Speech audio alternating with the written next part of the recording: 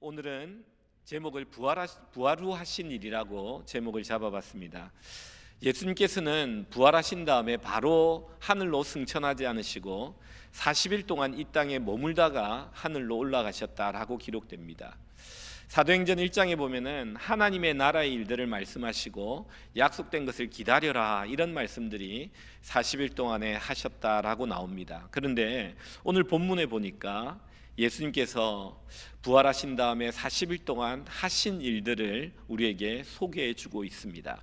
우리는 오늘 이 본문을 통해서 예수님께서는 부활하신 다음에 40일 동안 어떤 일들을 하셨는지를 이 마가복음 16장 제일 마지막 부분이 우리에게 주시는 이 말씀을 통해서 교훈을 생각해 보고자 합니다. 먼저 첫 번째로 부활하신 주님이 하셨던 일은 사람들을 만나셨습니다. 연약한 자들을 만나셔서 그들을 회복시켜 주셨습니다. 오늘 이 부활절 날은 어떤 날인가?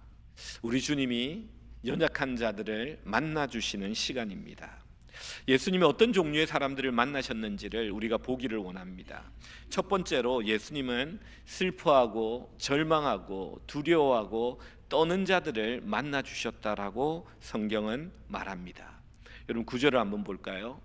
9절에 보면은 예수께서 안식 후 첫날 이른 아침에 살아나신 후 전에 7 귀신을 쫓아내어 주신 막달라 마리아에게 먼저 보이셨다라고 말합니다. 여러분 막달라 마리아의 영적인 상태가 어땠는지는 바로 그 앞에 8절에 나오고 있습니다. 우리 8절을 한번 같이 한번 읽습니다. 시작.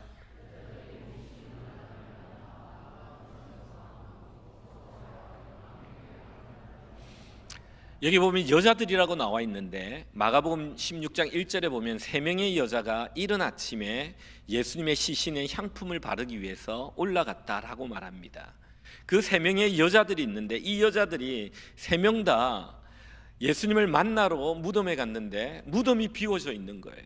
그리고 어떤 한 청년이 뭐라고 말하냐면은 예수님은 여기 계시지 않다. 너희보다 갈릴리로 먼저가 계실 것이다. 이상한 말을 하는 거예요. 그러니까 이 여자 3명이 깜짝 놀래가지고 떨면서 무서워서 떨면서 무덤에서 나와가지고 무덤에서 도망하여 다른 데로 갔는데 무서워서 아무 말도 못하고 있었다라고 말합니다. 여러분 우리 주님은 어떤 사람을 만나시느냐? 우리 주님께서는 떨며 놀라고 무서워하고 아무 말 못하는 이런 사람들을 만나 주신다는 사실을 여러분 기억하여 주시기 바랍니다. 우리가 부활절날, 부활주일날 우리 주님은 어떤 사람을 만나 주시는가? 우리가 인생을 살면서 무섭고 놀랍고 떨리는 일들이 있어요. 여기서 말은 못하지만 이번 주 중에 일어난 일, 또 다음 주에 해야 될 일, 여러 가지 일들로 그 마음에 무섭고 떨림과 놀람과 여러 가지 일로 걱정이 되는 분들이 있을 겁니다. 우리 주님은 이런 사람들을 만나 주신다고 말씀하십니다. 여러분 이것을 믿으시기 바랍니다.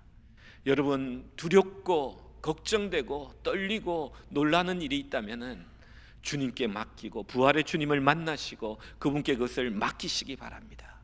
그럴 때에 주님께서 우리 부활하신 부활의 능력으로 우리의 이 모든 두려움들을 담담하게 대담하게 이겨나갈 수 있는 힘을 주시는 것입니다. 여러분 이게 믿음입니다. 우리가 믿음이 뭐냐? 두려움을 이기는 거예요. 떨림을 이기는 거예요. 염려를 이기는 거예요. 걱정을 이기는 거예요.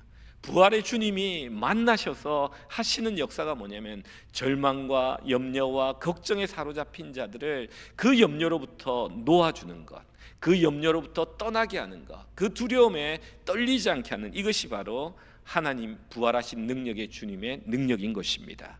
여러분 여기 보면은 또 하나 우리가 생각해야 될 게 있습니다. 그건 뭐냐면은 예수님께서 이 막달라 마리아에게 나서 절망하고 두려워하고 무서워 있는 그를 찾아가 그를 회복시켜 주시는데 오늘 성경에 보니까 예수님이 먼저 보이셨다라는 말씀이 나요. 9절에 보니까 먼저 보이셨다. 이 말은 뭐냐면요, 예수님께서 부활하신 다음에 제일 처음으로 막달라 마리아에게 나타났다는 말입니다. 여러분 이런 생각 한번 안 해보셨습니까? 왜 하필이면 막달라 마리아일까? 7 귀신 들렸다가 자유함을 받은 여자. 왜 그 여자에게 예수님은 부활의 첫 모습을 보여주었을까? 아니, 수제자 베드로가 되어야 될 것 같고, 아니 사랑받는 요한 사도가 되어야 될 것 같고, 아니 그의 사랑하는 어머니가 첫 부활의 모습을 보아야 될 것 같은데, 오늘 성경은 막달라 마리아에게 제일 먼저 예수님이 나타났다라고 말합니다. 여러분, 그 이유는 뭐냐면요, 막달라 마리아는 누구보다도 예수님을 더 사랑했기 때문입니다. 오늘 성경을 보면 우리가 그것을 확인할 수 있어요. 목마른 사슴이 시냇물을 찾아 헤맬 때 그 사슴에게 하나님께서는 생수를 주듯이 목말라 갈급하고 사모하는 이 마리아에게 주님이 제일 먼저 나타난 거예요. 시편 107편 9절 말씀 한번 볼까요? 우리 같이 한번 읽습니다. 시작.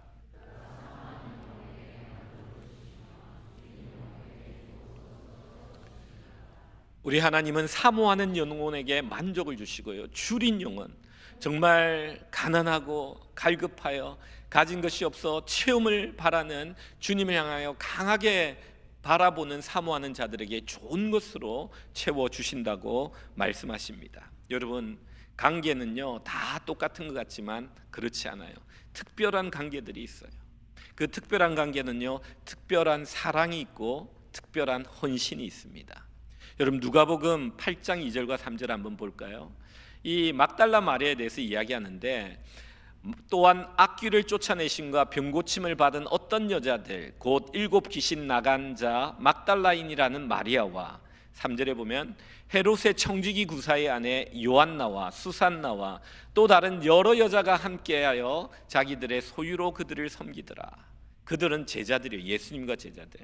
이 은혜 받았던, 귀신의 자유함을 입었던, 하나님이 베푸신 은혜로 인하여 정말 주님을 사랑하게 된 이 많은 여자들, 몇 명의 여자들이 예수님 사역 초기부터 제자들을 따라다니며 예수님과 제자들에게 먹을 것을 공개하며 섬겼다라고 성경은 기록하고 있습니다.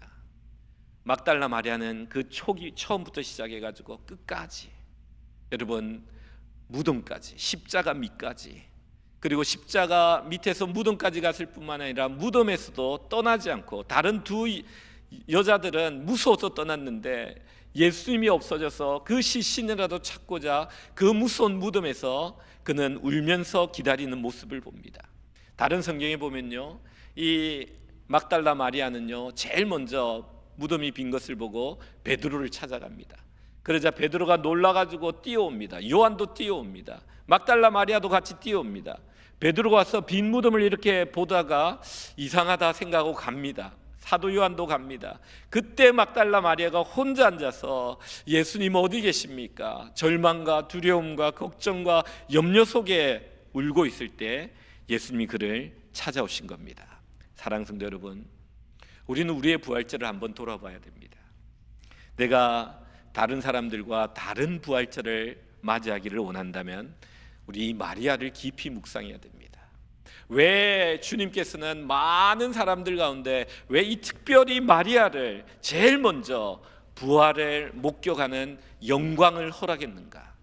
그에게는 남들에게 없었던 주를 향한 사랑과 헌신이 있었다는 것을 꼭 기억하십시오. 여러분, 나에게 그 갈급함이 있습니까? 나에게 그 사모함이 있습니까? 나에게 그 주님을 향한 간절한 마음이 있습니까? 그 헌신과 사랑이 있을 때 우리 주님은 그것을 보시고 그 여인에게 제일 먼저 나타나신 겁니다. 두 번째로 예수님이 만난 사람은요, 의심하는 자를 만납니다. 질문하는 자를 만납니다. 생각하는 자를 만납니다. 우리 12절 한번 볼까요? 12절 같이 읽습니다. 시작.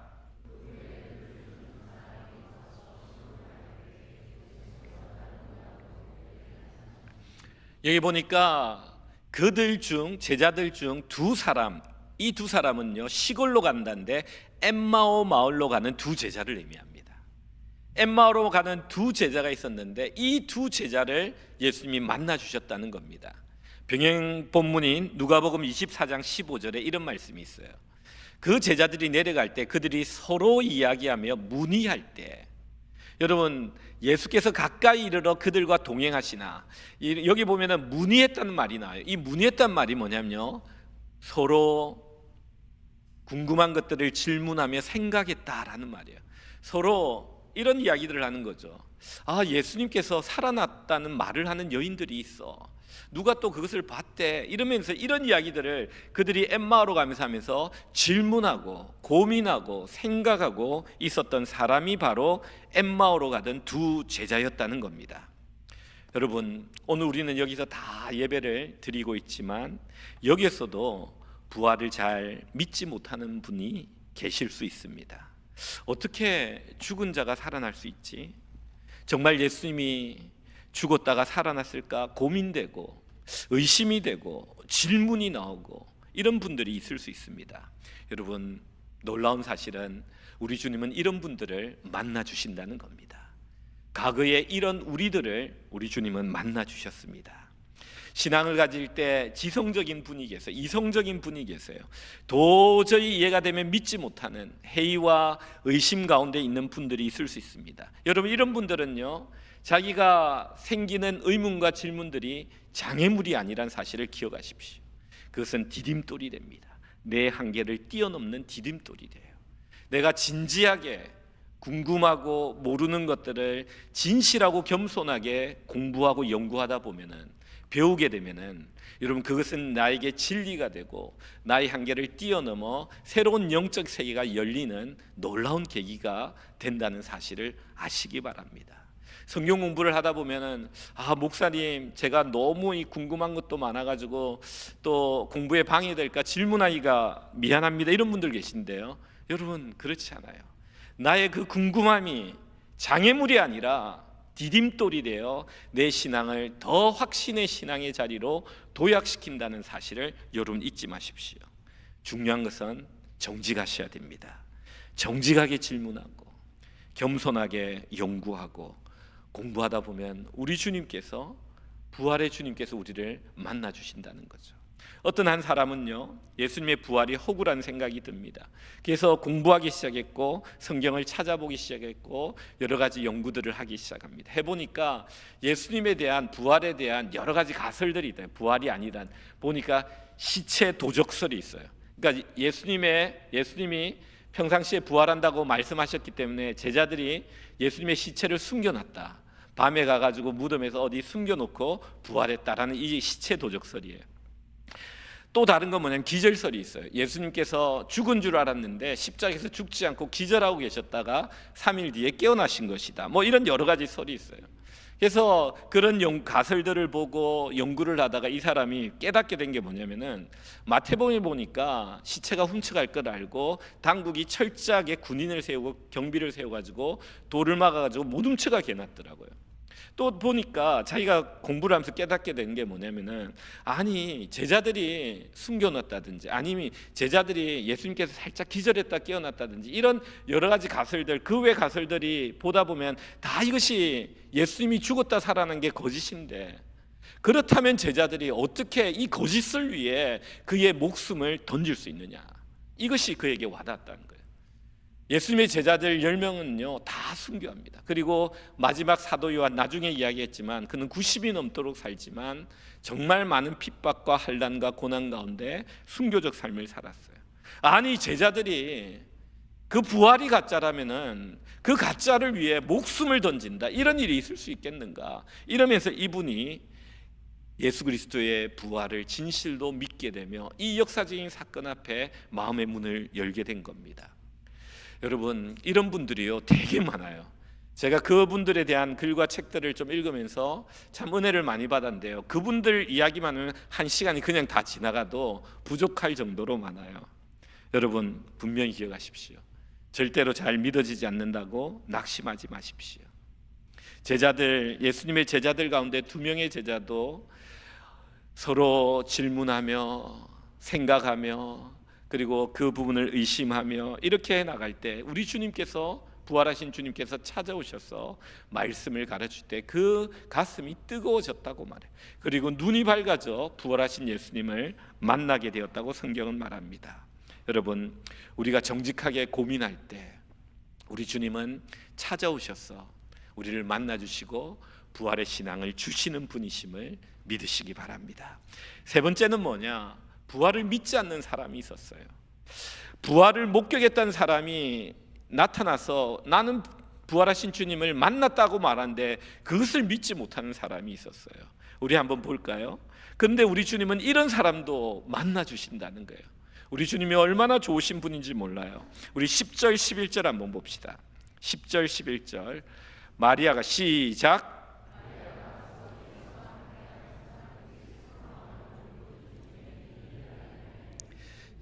그들은 예수께서 살아셨다는 것과 마리아에게 보이셨다는 것을 듣고도 믿지 아니하니라.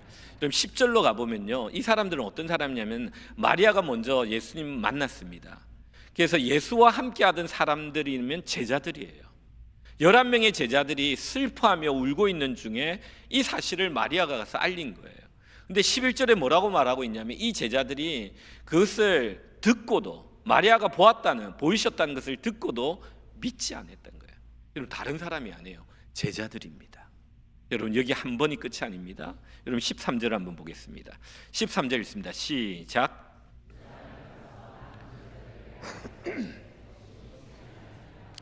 여기 보면은 두 사람이 가서, 이 두 사람은요, 엠마오로 가던 두 제자죠. 남아있는 제자들에게 와서 자기가 부활하신 예수님을 만났다고 말하는 거예요. 그런데도 믿지 않았다는 거예요. 역시 믿지 않았다는 거예요. 여러분, 부활의 사건은 그때나 지금이나 참 믿기 힘든 사건입니다.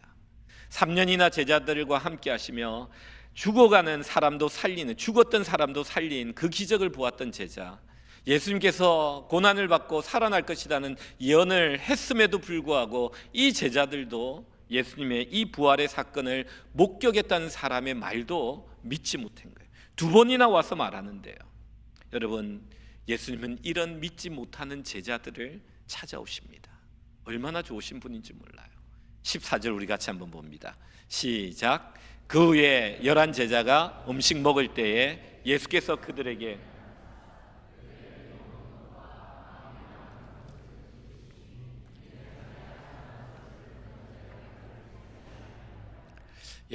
참 너무 좋으신 우리 주님이십니다. 예수님께서는 이렇게 회복시킵니다. 믿음이 없는 자, 의심하는 자, 그리고 절망과 그 사모함에 있는 자들을 찾아와 만나 주십니다. 여기 보면요, 그런데 믿지 못하는 자들에게 와서 보여주시면 믿게 하는데 여기에 플러스 되는 게 있어요. 그건 뭐냐면 그들을 꾸짖으십니다. 뭐라고 꾸짖습니까? 믿음 없는 것과 마음이 완악한 것을 꾸짖어요. 그렇게 부활을 목격했다는 사람이 두 번이나 와서, 다른 사람이 와서 그렇게 세 명이 이야기하는데 왜 그것을 믿지 못하느냐? 마음이 완악한 자여, 믿음이 없는 자여 하며 꾸짖으시며 그 믿음을 갖도록 보여주셨다는 거죠. 여러분, 우리가 성령 충만할 때는요, 사람을 잘 믿습니다. 그런데 우리가 성령 충만하기 전, 예수님을 알기 전, 우리의 이성이, 우리의 지성이 우리를 지배할 때 우리가 얼마나 많은 의심을 했습니까? 여러분, 20대, 30대 말하는 거 잘 믿지 않았잖아요. 여러분, 그게 우리의 완악함입니다.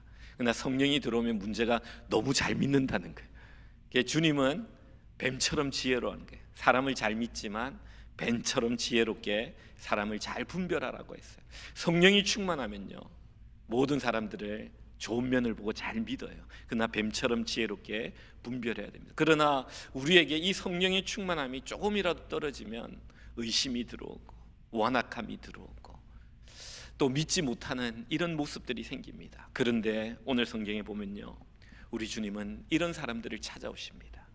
여러분, 우리가 그럴 때가 있잖아요.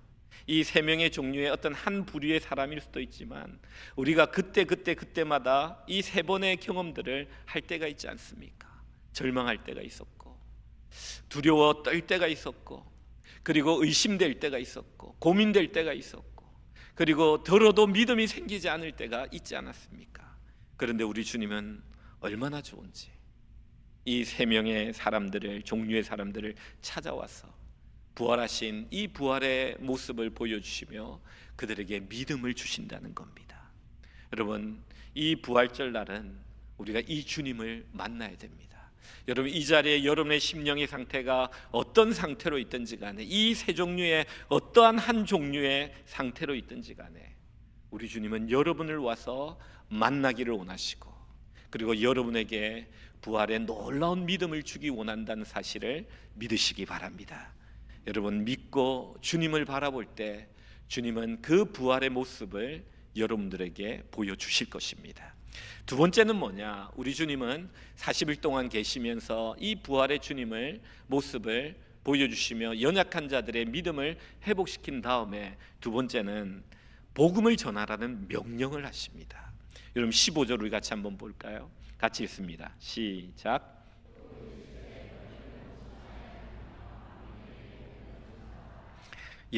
주님께서는 40일 동안 다니며 절망하고 믿음이 연약하고 의심하는 자들, 믿지 못하는 자들의 믿음을 회복시킵니다. 다 회복시킨 다음에 너희들 이제 잘 먹고 잘 살아라 이렇게 하지 않아요.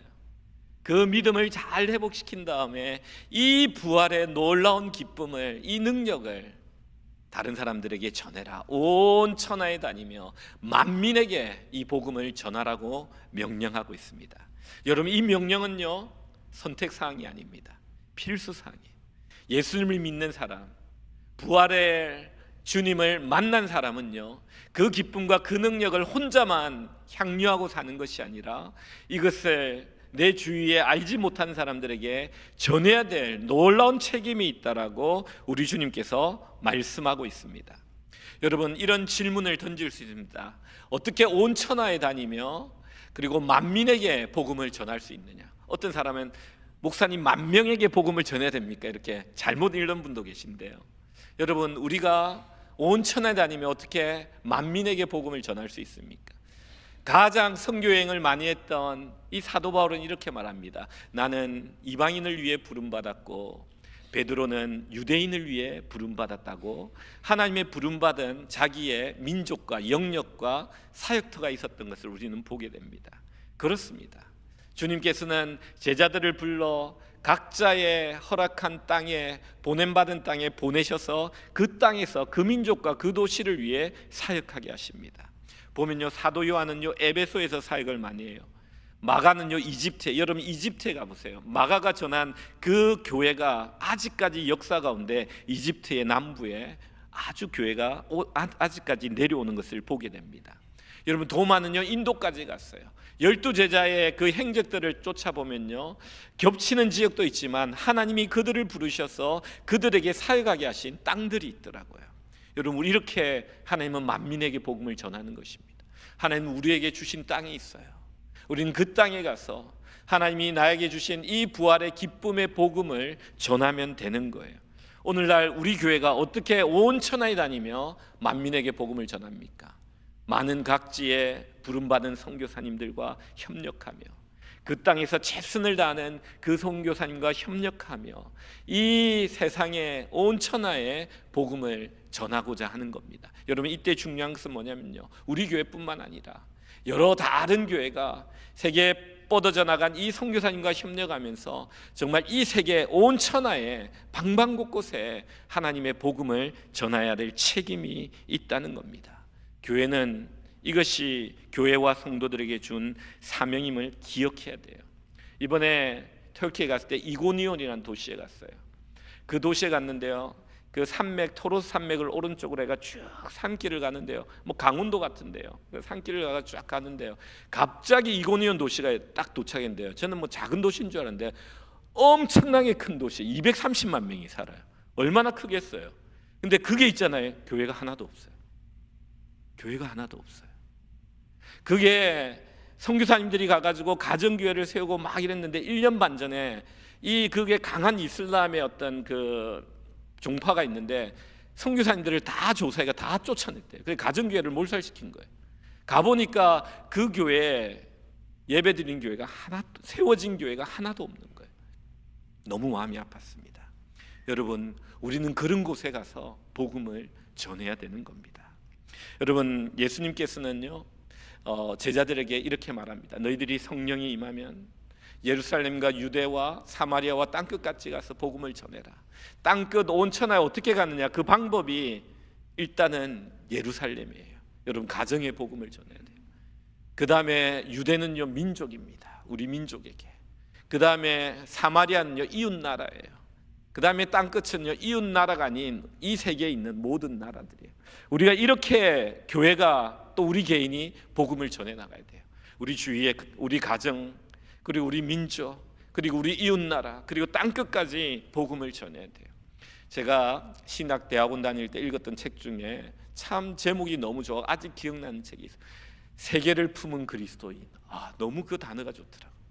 성도들은요 어떤 종류의 사람이냐면 가족을 품고 사는 그리스도인이 있어요. 자기 가족만을 위해 기도해요. 그 다음에 자기 나라만을 품고 사는 사람이 있어요. 자기 나라만을 위해 기도해요. 또 그런가 하면은요 조금 넓혀가지고 이웃 나라를 품고 기도하는 사람이 있어요. 그것도 훌륭하죠. 그러나 그 책 제목이면 세계를 품은 그리스도인. 세계에 하나님의 복음이 전파되지 않는 곳, 또 파송된 선교사님들을 기억하며 교회에서 섬기는 그 협력하는 선교사님들을 기억하며 기도하는 이 사람이 바로 세계를 가슴에 품고 사는 그리스도인이라는 겁니다. 여러분 어떤 그리스도인입니까? 여러분의 기도가 어느 정도까지, 여러분의 그 관점이 어느 정도까지 그 선교의 동심원이 확장되고 있습니까?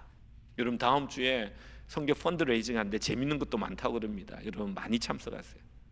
막 덩크도 있다가 던지면 물에 빠지는 것도 있다니까 여러분 좀 들어가고 싶은 사람은 좀 옷 여벌로 가져오가지고요 나를 빠뜨려 달라고 옆에 쓰세요. 그러면 아내 보고 던지라 그러고 남편이 딱 서 있고요.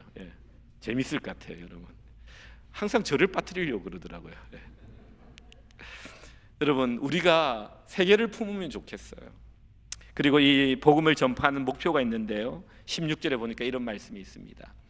우리가 믿고 세례를 받은 사람 구원을, 이게 교회의 선교의 목표예요.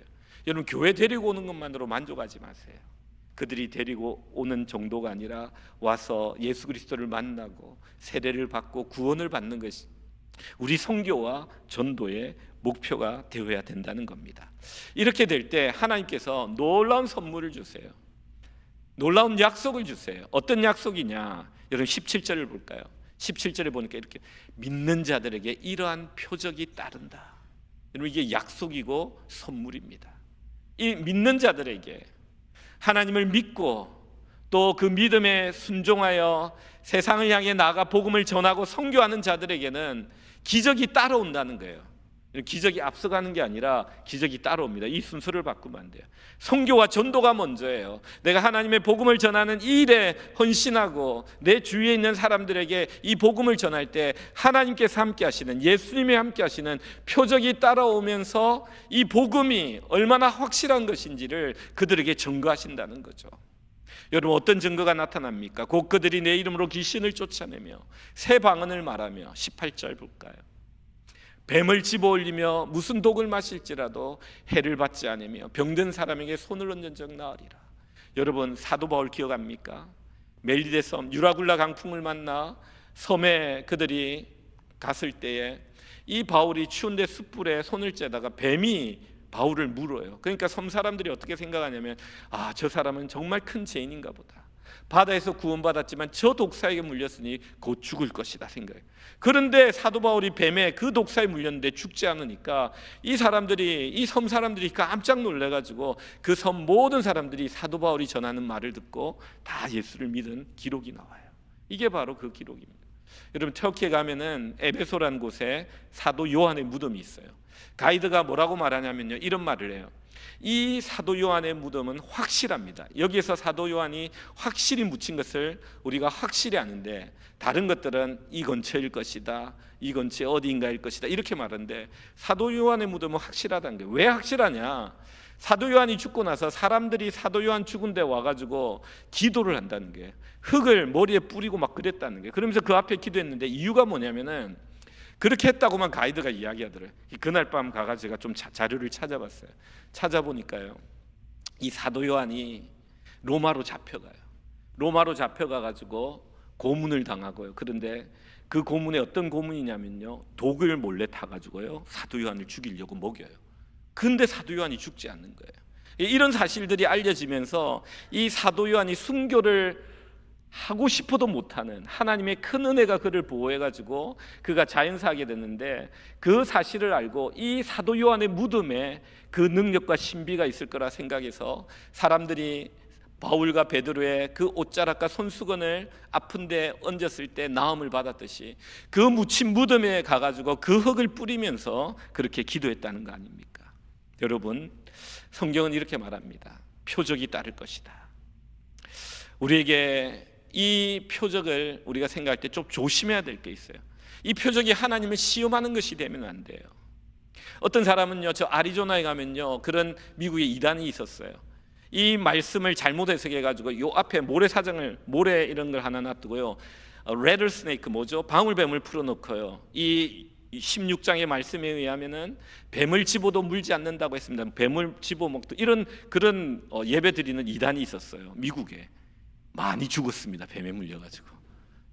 여러분, 하나님을 시험하면 안 돼요.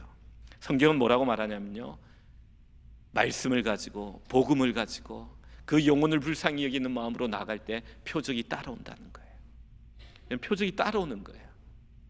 여러분, 이 표적을 이 시대에 적용하면 이런 것들이 될 수 있습니다. 내가 복음을 가지고 나가 우리 자녀와 우리 친구와 믿는 사람들에게 전할 때 게임과 음란과 알코올과 마약과 분노와 혈기에 사로잡힌 자들이 예수님을 믿음으로 말미암아 그 모든 것들로부터 자유롭게 되는, 이것이 오늘날 우리에게 일어날 수 있는 기적입니다. 여러분, 새 방언이 터진다고 그랬잖아요. 여러분, 방언은 기도할 때 방언들이 내렸는데 이 새 방언이라는 것은 이 하늘과 많이, 새 하늘과 새 땅과 많이 연결돼요. 고린도전서에 보면은 천사의 말을 할지라도 이게 하늘의 방언이에요. 이 나라, 이 땅의 언어가 아닌 하늘의 언어를 의미해요. 여러분, 이 하늘의 언어는 그냥 하늘에 있는 천사들의 언어일 수도 있지만 우리의 언어가 달라진다는 거예요. 새 방언은요, 언어가 달라지는 축복이에요. 감사합니다, 사랑합니다, 죄송합니다, 미안합니다, 고맙습니다. 여러분, 입에서 욕이 사라지고 비방이 사라지고 비난이 사라지고 그 입술에 격려와 헤아림과 칭찬과 찬송이 가득 찬 아름다운 언어로 채워지는 것을 의미하는 거예요. 이런 기적과 이런 표적이 우리가 하나님의 이 부활의 주님을 만나고 이 부활의 주님의 기쁨을 가지고 우리 주위에 이 부활의 주님을 모르는 자들의 이 부활의 주님을 가지고 나갈 때, 이것을 전하기 시작할 때 이런 표적들이 따라 나와 하나님께서 놀랍게 역사하시는 능력이 나타난다는 거예요. 사랑하는 성도 여러분, 질문합니다. 나는 주님을 만나고 주님을 영접하면서 나에게 이런 표적이 따라왔습니까? 내가 주님이 함께 하심으로 말미암아 나를 사로잡고 있는 중독의 귀신으로부터 벗어났고 자유롭게 되셨습니까? 그게 무엇입니까? 예수님을 믿고 나서 나의 입술에 새 방언이 터집니까? 욕이 사라지고 음란이 사라지고 비방이 사라지고 찬송과 칭찬과 격려와 헤아림의 아름다운 사랑의 언어가 입술에 가득 차고 있습니까? 여러분, 우리 주님은 이것을 하신 거예요. 이 약속을 하고 있는 겁니다. 여러분, 오늘 이 말씀 마지막 19절에 보면요, 예수님께서 하늘로 올라가세요. 18절까지 이 말씀을 다 하고 그들의 연약한 믿음을 회복시키고 놀라운 명령을 내리시고 약속을 주시고 하늘로 올라가요. 그리고 나서 19절에 하늘로 갔는데 20절에 보니까 제자들이 나가 순종해서 가는데 이것이 성취되기 시작하는 거예요. 여러분, 20절 한번 볼까요? 20절 한번 띄워주시죠. 우리 같이 한번 읽습니다. 시작.